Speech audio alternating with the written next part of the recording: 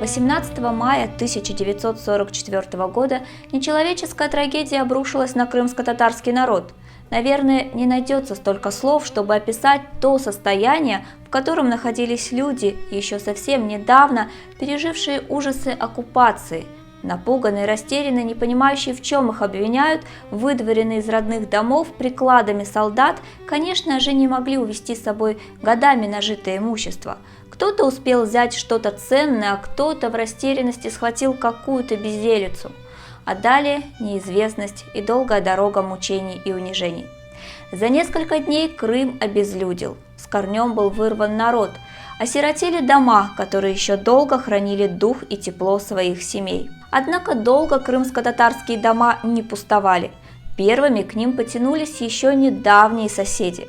Кто, как не они, знали о благосостоянии трудолюбивых крымских татар. О продовольственных запасах, правда, говорить особо не приходилось после недавней оккупации, но предметы домашнего обихода всегда лучшими были у крымских татар. Кто-то с жалостью, а кто-то с чувством легкой наживы несмело потянулись к чужому.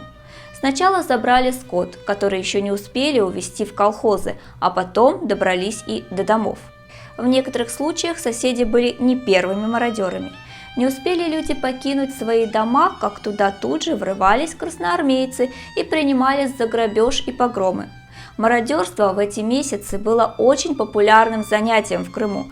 К примеру, солдаты, еще недавние защитники, дошли до того, что, ограбив дома, посылали трофейные вещи по почте к себе домой.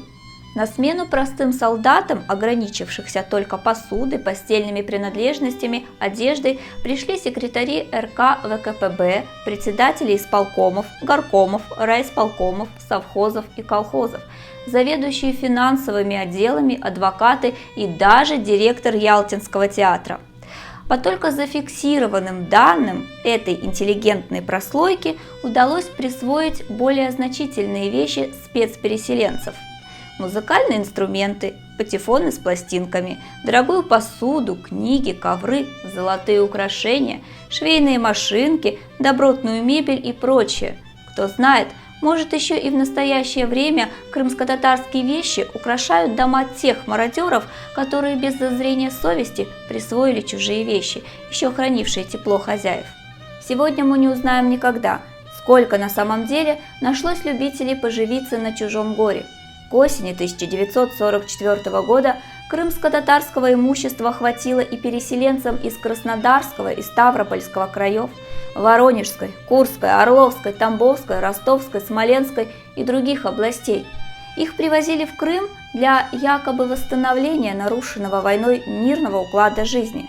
Хотя Крым даже после войны и бесконечных бомбежек в развитии был на шаг впереди от вышеперечисленных областей. Но больше не было крымских татар, хранивших многовековой опыт и традиции ведения хозяйства на полуострове. Крым начал приходить в запустение и превращаться в безводную пустыню.